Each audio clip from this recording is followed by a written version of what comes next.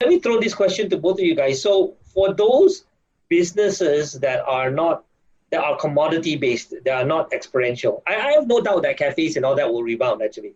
And gyms not so sure, maybe, but and cinemas not so sure. That's another topic we can talk about later. But let's say for non-experiential type of businesses, where you can just buy the same thing online, maybe cheaper.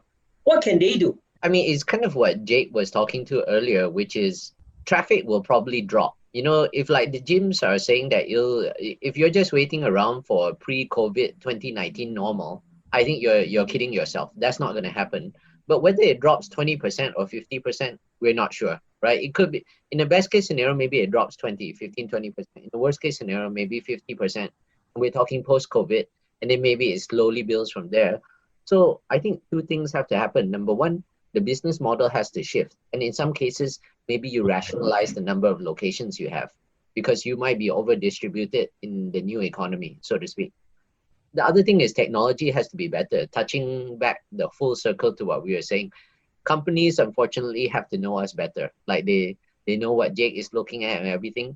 Because usually if you're a business of any size, you've got a lot of customers coming through your door. And for years, you didn't really have to know what their preferences were, what their propensity was. You had very little consumer insight, let alone consumer data.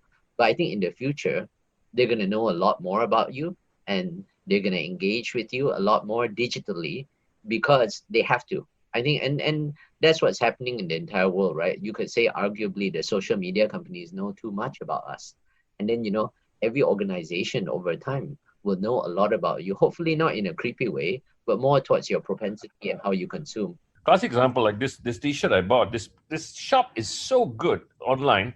Every 4 or 5 days, they remind me. They say, "Hey, Jake, this is coming up. You got a 15%, a Jake minus 15% here." So just by prodding me, I made a few more purchases. If you think about it, online, I can reach you more. The data is there. I can remind you that, hey, you haven't been here for a long time. Exactly. Unlike this brick and mortar shops, which you go there and they forget about you. So right now, the access to the consumer has become so important already. And the ones who are engaging with the consumer more online, not in, like you said, not in a creepy way, but, hey, Jake, it's your birthday. Classic example, I sent my wife some roses the other day. Don't ask me why, but it's a month from Valentine's now, right? And they said, hey, we got a VIP thing here, so you don't have to order a day before Valentine's. You can do it now. We'll send it during Valentine's, but it's the normal price. Now that to me is service. You know what I mean? So it's a necessity. For me, it's a necessity. Like, you better send roses to your wife on Valentine's or you're in the doghouse, But think about it, But if they had not told me, then I probably would have forgotten, Right, So right. information is very important.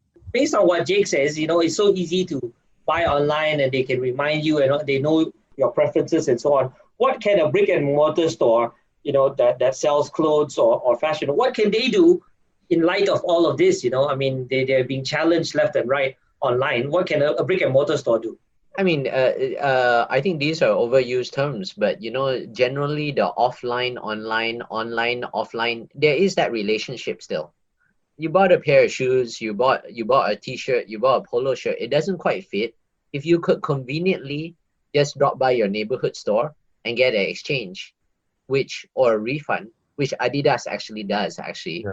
that's a great service, and every now and then people will want to come to a nice Adidas store and see the entirety of the range because it is a little bit different from clicking through a lot of images online. I mean, there is a certain science and art to traditional retail, how you visually merchandise the store, how the store is assorted, which is kind of lost now in translation because of 2020.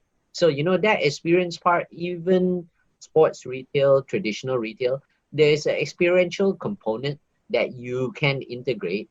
But like we said, the new reality, probably less stores. And the ones, because in a particular catchment area, you don't need 5 stores anymore. Maybe you need 2 because a lot of that volume has moved online. But there's an online-offline relationship that for me, being a traditional retailer, I still believe exists. It just exists in a different form.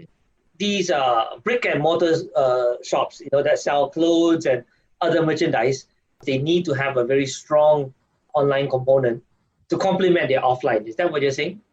For sure. And I think the broader angle there is your technology has to be better. How you manage your inventory on the back end, how you aggregate consumer data and parse through the consumer data, and the use case that you develop from the consumer data, right?